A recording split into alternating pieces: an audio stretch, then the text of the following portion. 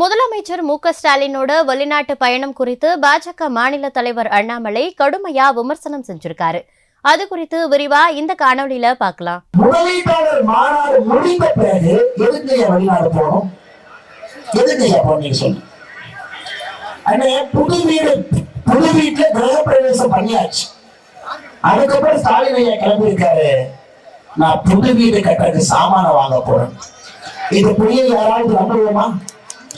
ஜப்பானுக்கு சிங்கப்பூருக்கு போகும் பொழுது நான் முதலீட்டை கொண்டு வருவதற்காக அவங்க இன்விடேஷன் கொடுக்க போறேன். சரி பரவாயில்ல, நீ சொல்றது பொய்யாக இருந்தாலும் கூட பரவாயில்ல, ஏத்துக்கோ.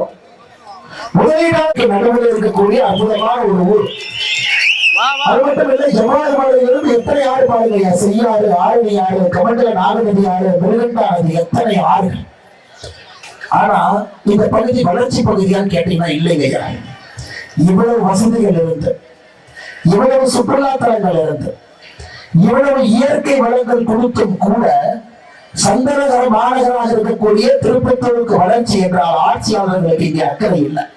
செய்திகளை உள்ளது உள்ளபடி தெரிந்து கொள்ள ரெஃப்ளெக்ட் நியூஸை சப்ஸ்கிரைப் பண்ணுங்க.